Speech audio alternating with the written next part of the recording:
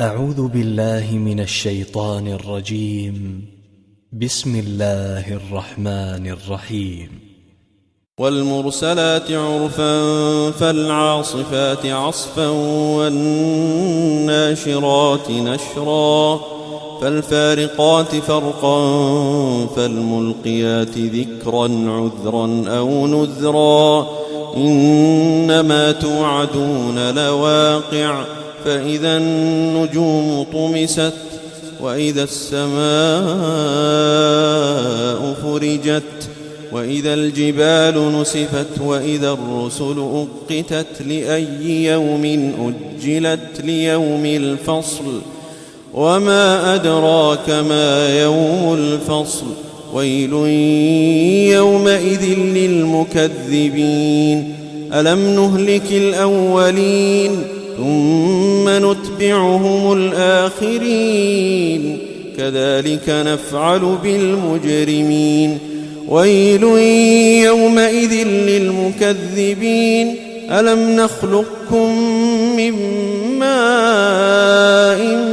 مهين فجعلناه في قرار مكين إلى قدر معلوم فقدرنا فنعم القادرون ويل يومئذ للمكذبين ألم نجعل الأرض كفاتا أحياء وأمواتا وجعلنا فيها رواسي شامخات وأسقيناكم ماء فراتا ويل يومئذ للمكذبين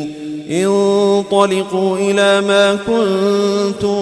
به تكذبون انطلقوا إلى ظل ذي 3 شعب لا ظليل ولا يغني من اللهب إنها ترمي بشرر كالقصر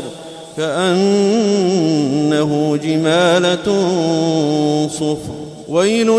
يومئذ للمكذبين هذا يوم لا ينطقون ولا يؤذن لهم فيعتذرون ويل يومئذ للمكذبين هذا يوم الفصل جمعناكم والأولين فإن كان لكم كيد فكيدون ويل يومئذ للمكذبين إن المتقين في ظلال وعيون وفواكه مما يشتهون كلوا واشربوا هنيئا بما كنتم تعملون إنا كذلك نجزي المحسنين ويل يومئذ للمكذبين كلوا وتمتعوا قليلا إنكم مجرمون ويل يومئذ للمكذبين وإذا قيل لهم اركعوا لا يركعون ويل يومئذ للمكذبين